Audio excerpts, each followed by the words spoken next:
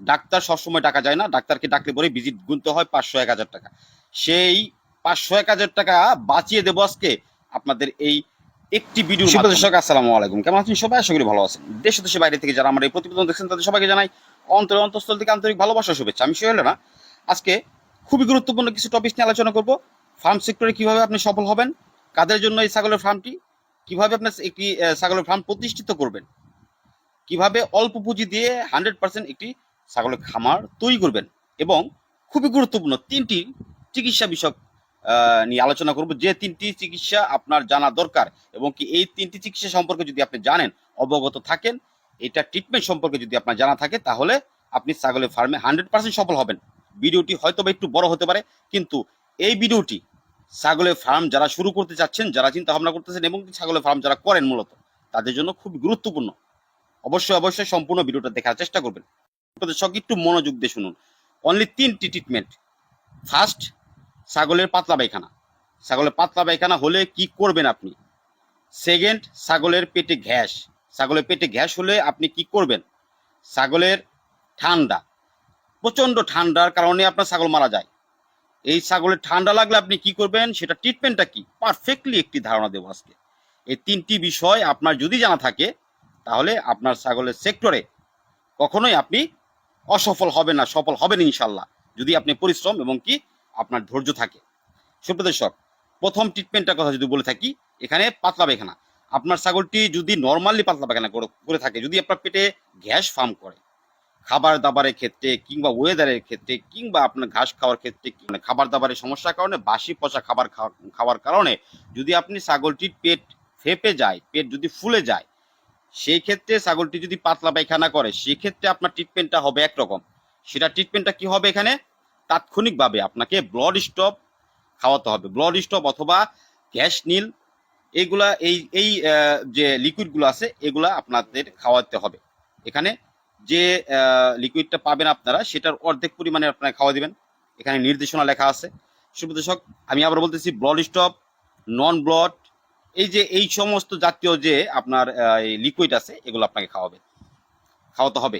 এর পাশাপাশি আপনাকে Bobby care powder, Bobby care powder যেটাই বলি না কেন, এখানে আপনার এই নামগুলো একটু লিখে রাখবেন, কষ্ট করে নামগুলো একটু লিখে রাখবেন, এতে করে আপনার অবশ্যই উপকার হবে।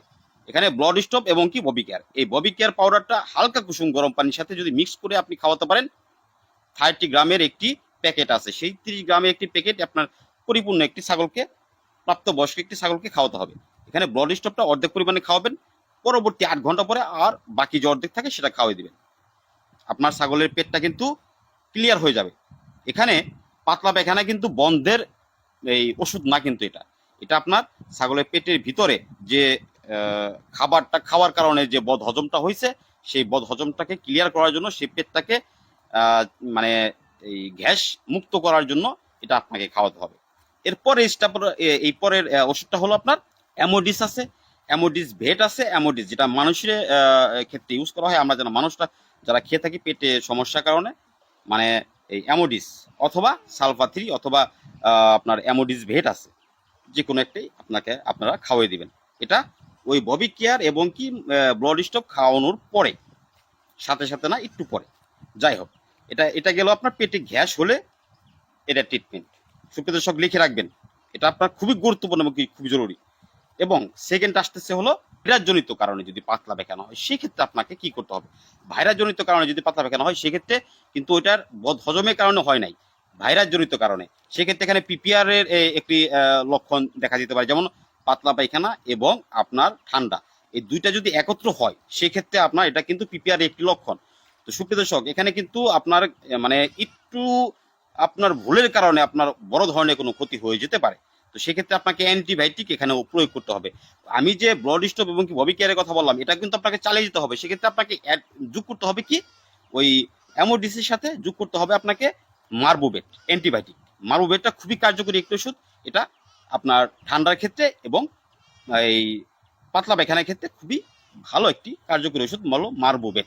এই মার্বোভেটটা ইনজেকশন ফর্মেও আছে, আপনার ট্যাবলেট ফর্মেও আছে। মার্বোভেটটা আপনি খাওয়াবেন, ববি care powder, blood stop plus Marbovet এবং অ্যামোডিস এবং আপনার প্রমিভেট, এই প্রমিভেটটা খাওয়াই দিবেন। তো সুপ্রদর্শক, এটা কিন্তু আপনার শুধু গ্যাস হলে কিন্তু আপনার এখানে অ্যান্টিবায়োটিক দিবেন না, প্রোমিভেট দিবেন না। আর যদি গ্যাস যদি না হয়, সে যদি ভাইরাস জনিত কারণে আপনার পাতলা পায়খানা হয়ে থাকে, সেই ক্ষেত্রে আপনাকে এগুলা ইউজ করতে হবে। সাথে আপনার স্যালাইন, যদি আপনার ছাগলটি 2-3 দিন পাতলা পায়খানা করতে থাকে এরকম কন্টিনিউ, সেক্ষেত্রে আপনাকে স্যালাইন ইউজ করতে হবে। আর যদি স্যালাইন এটা খাওয়ানো হয় মূলত আপনার শারীরিক দুর্বলতাকে কাটানোর জন্য। আচ্ছা, ঠিক আছে, এখন আসতেছি আমরা হলো নেক্সটে ঠান্ডার জন্য। শুধুমাত্র ঠান্ডার জন্য এখানে হালকা কাশি যদি থেকে লেগে থাকে, ছাগলটি আপনার হালকা কাশি আছে, শুকনো কাশ যেটাকে বলে আমরা, সেটা কাশতেছে এবং আপনার ঠান্ডা আছে, তো সেই ক্ষেত্রে আপনাকে কি করতে হবে সেই বিষয়গুলো নিয়ে পর্যায়ক্রমে আমি আলোচনা করব। এখানে আরেকটি বিষয় আমি আলোচনা করতে চাচ্ছি, সেটা হলো একটি ফার্ম শুরুতে আপনারা কিভাবে একটি ফার্মটা মানে প্রতিষ্ঠিত করবেন। এখানে সর্বপ্রথম যাদের পুঁজি 20 লাখের উপরে আছে কিংবা 20 লাখ 10 লাখ আছে, তারা কিন্তু ছাগলের ফার্ম নিয়ে চিন্তা ভাবনা করেন না। বেসিক্যালি তারা কিন্তু অন্য বিজনেসের দিকে ঝুঁকে যান। যাদের পুঁজিটা কম, মূলত যারা অল্প পুঁজির বিজনেস খুঁজতেছেন, 2 লক্ষ টাকা কিংবা 1 লক্ষ, 1.5 লক্ষ, 2 লক্ষ টাকা, 2 লক্ষ টাকার ভিতরে একটি ছাগলের ফার্ম পরিপূর্ণভাবে করা যায়। সেটা কিভাবে? একটি ঘর তৈরি করতে, ছোট মোটো একটি ঘর তৈরি করতে আপনার 85 থেকে 60 হাজার টাকা চলে যাবে। এখানে শুরুতে আপনার 85 থেকে 60 হাজার টাকার উপরে একটি ঘরের উপর ইনভেস্ট করবেন না, এটা হলো ফার্স্ট। সেকেন্ড, আপনার এখানে জায়গা নির্বাচন। আপনি যদি মনে করেন যে আপনি একজন ছাগল খামারি হতে চান, সেই ক্ষেত্রে আপনাকে কোনো লিজ কিংবা আপনি যদি টাকা ধার করে লোন করে যদি একটি ছাগলের খামার করতে চান, সেক্ষেত্রে সেখান থেকে আপনার প্রফিট হবে না ভাই। এটা 100%। লোন, ধার অথবা জায়গা লিজ নিয়ে কখনোই ছাগলের ফার্ম করে সফলতা অর্জন করতে পারবেন না। লিখে লিখে রাখতে পারেন আমার কথাগুলো। এখানে যদি আপনি বিজনেস করেন, হ্যাঁ, যদি বিজনেস করেন, ক্রয় ক্রয় করে আনলেন, সেটা আবার পরবর্তীতে সাথে সাথে বিক্রি করে দিলেন, সেক্ষেত্রে কিন্তু আপনি সমস্যা নেই। সেক্ষেত্রে আপনি লিজও নিতে পারেন, ধারও নিতে পারেন, লোনও করতে পারেন, সেক্ষেত্রে এটা কোনো প্রবলেম না। এক্ষেত্রে আপনাকে যারা কালো টাকা সাদা করার জন্য মূলত ছাগলের ফার্ম করতেছে, তাদের কথাটা ভিন্ন। কিন্তু যারা সাধারণ মানুষ আছে, যাদের পুঁজিটাই 2 লক্ষ টাকা, এই পুঁজি 2 লক্ষ টাকার পুঁজির ভিতরে আপনি ছাগলের ফার্মটা প্রতিষ্ঠিত একটি ছাগলের ফার্ম করতে যাচ্ছেন, সেখান থেকে আপনার এই ছাগলের ফার্ম আয় থেকে ছাগলের ফার্ম করার পর যে ছাগল বিক্রির টাকা আসবে, সেই টাকা দিয়ে আপনার ফ্যামিলি চলবে, এরকম যদি চিন্তা ভাবনা করে থাকেন কেউ, তাহলে সেক্ষেত্রে আপনাকে 2-4-5 মাসের ভিতরে ছাগল ক্রয় বিক্রয় করা শিখতে হবে। ক্রয় বিক্রয় করা যদি আপনি না শিখতে পারেন, তাহলে ছাগলের ফার্মটা আপনার 1 থেকে 1.5 বছর লাগে এটার প্রফিট আসতে। আর এই প্রফিট যতদিন না আসে সে পর্যন্ত আপনাকে ধৈর্য ধরতেই হবে, ধৈর্য ধারণ করতেই হবে। এখানে আপনার ছাগল মারাও যেতে পারে, টিকেও থাকতে পারে। আমাদের প্রিয় নবী হযরত মুহাম্মদ সাল্লাল্লাহু আলাইহি ওয়াসাল্লাম, তিনি ছাগল লালন পালন করতেন, এবং কি আরো নবী আছে যারা ছাগল লালন পালন করতেন, ছাগল চড়াতেন। এটার মধ্যে অবশ্যই বরকত আছে, রহমত আছে। এখন আমাকে গতকালকে কয়েকদিন যাবত মানে ফোন দিতেছেন কয়েকজন, যে ভাই ছাগলের ফার্ম করে কি আসলে সঠিকভাবে কি লাভবান হওয়া যায় কিনা, ছাগলের ফার্ম করে সফল হওয়া যায় কিনা, লাভ করা যায় কিনা, টাকা আছে কিনা এর মধ্যে। ভাই, প্রত্যেকটা বিজনেসের মধ্যে টাকা আছে, লাভ আছে, লস আছে। আপনাকে এখন এটার মধ্যে প্রফিট আছে, যদি আপনার বিজনেসের মধ্যে, আপনার খামারের মধ্যে রহমত না থাকে, আল্লাহর যদি বরকত না থাকে, তাহলে আপনার ফার্মে সফলতা কিভাবে আসবে? আর বরকত আর রহমত তো আসে আপনার কর্মের কারণে। আপনার কর্ম যদি ভালো থাকে, আপনি যদি সৎ হয়ে থাকেন, অবশ্যই সেখানে বরকত আসবে, রহমত আসবে। যেহেতু ছাগল লালন পালন করছেন আমাদের প্রিয় নবী, অবশ্যই এটার মধ্যে রহমত আছে, বরকত আছে। এই বিষয়গুলো মাথায় রাখবেন। এটার মধ্যে 100% রহমত আছে, বরকত আছে, যদি আপনি সৎভাবে একটি ছাগলের ফার্ম প্রতিষ্ঠিত করতে পারেন। 50 থেকে 60 হাজার টাকা দিয়ে আপনি একটা ঘর তৈরি করলেন, ছোট পরিসরে জায়গা সিলেকশন করলেন যেখানে পানি না ওঠে, এবং কি ঘাস রোপণ করলেন। পর্যাপ্ত পরিমাণে ঘাসের জায়গা থাকতে হবে আপনাকে, পর্যাপ্ত পরিমাণে ঘাসের জায়গা থাকতে হবে। শুধু রোপণ করা ঘাস হলেই হবে না, এখানে বাহিরের যে প্রাকৃতিক ঘাসগুলো আছে, লতাপাতা আছে, সেগুলো আপনাকে ছাগলের জন্য ব্যবস্থা করতে হবে। আচ্ছা, এটা গেল। তার পরবর্তীতে আপনাকে ছাগল সিলেকশন করতে হবে। ছাগল সিলেকশনটা কিন্তু সবচেয়ে বড়। 2-3 বার বাচ্চা দিছে এগুলা, এরকম মাছ হাগি দিয়ে আপনাকে ফার্মটা শুরু করতে হবে। সেটা প্রেগনেন্ট হলেও সমস্যা নাই, বাচ্চা সহ থাকলেও সমস্যা নাই, কিংবা আপনার হিটে আসবে এরকম হলেও সমস্যা নাই, কিন্তু সেটাকে অবশ্যই 2-3 বার বাচ্চা দিচ্ছে এরকম হতে হবে। যে বাচ্চাগুলো আপনার 5 মাসের নিচে, সেই বাচ্চাগুলো দিয়ে কখনোই ফার্ম করার চিন্তা ভাবনা করবেন না। কারণ বাচ্চা ছাগলগুলোর রোগ প্রতিরোধ ক্ষমতা একটু কম থাকে বলতে এটাই, সেটা হলো হঠাৎ করে যদি ঠান্ডা লেগে যায়, সেটা কিন্তু তার শরীরের ধকলটা সহ্য করতে পারে না। সেই ঠান্ডার যে প্রকোপটা, সেটা যে ঠান্ডা লাগার পরে যে শরীরে যে আপনার দুর্বল হয়ে যায়, যে আপনি ওষুধগুলো ইউজ করবেন, সেটা কিন্তু খুব ভালোভাবে সেই বাচ্চা ছাগলগুলো নিতে পারে না। প্রাপ্ত বয়স্ক 2-3 বার বাচ্চা দিচ্ছে এরকম ছাগল দিয়ে যদি খামার করেন সেক্ষেত্রে অসুখ হলে পরেও ট্রিটমেন্ট করলে পরেও সেটা বাঁচার একটি সম্ভাবনা থাকে, এটা অবশ্যই মাথায় রাখবেন।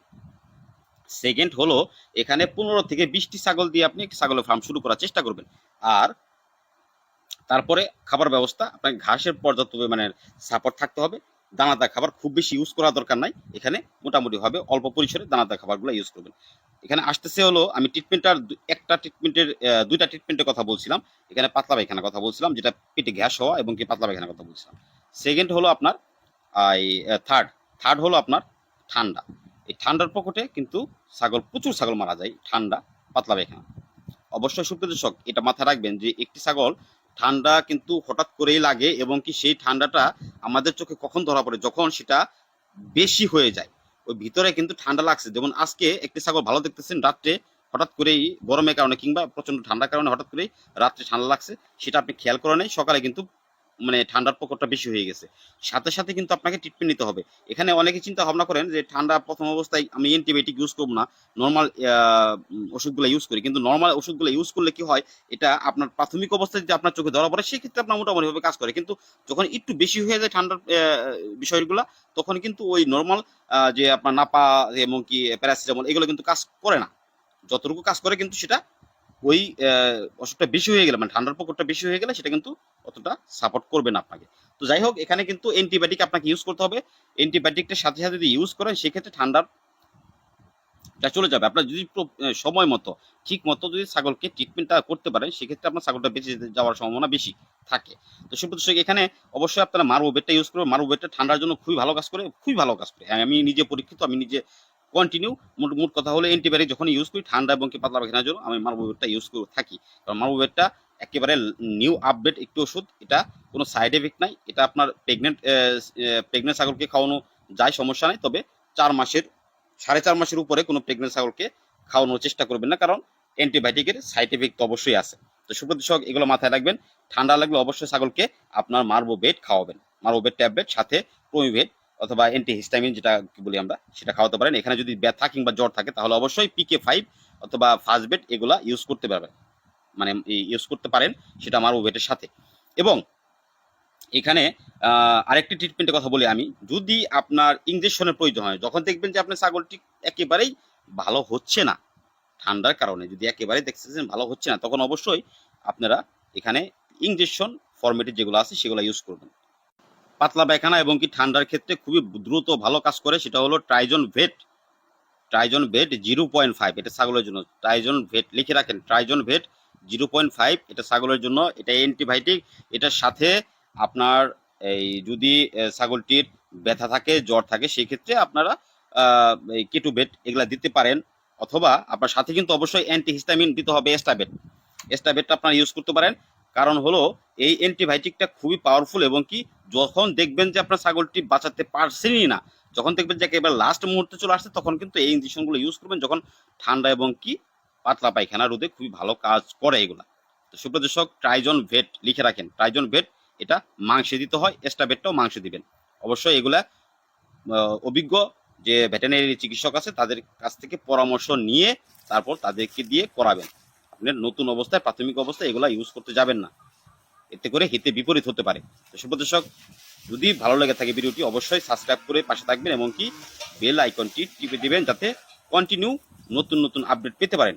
এবং আপনি দেখছেন, আপনার যদি উপকার হয়ে থাকে অবশ্যই আপনার পাশে যারা আছে তাদেরকে দেখার সুযোগ করে দিবেন, ভিডিওটি শেয়ার করবেন ভাই। এই অবশ্যই আপনাদের কাছে একটি রিকোয়েস্ট, যত পারবেন এই ভিডিওটি শেয়ার করুন, যাতে আপনি উপকৃত হচ্ছেন, আরো 10 জন যেন উপকৃত হয়। সুপ্রিয় দর্শক ভালো থাকবেন, সুস্থ থাকবেন, আল্লাহ হাফেজ।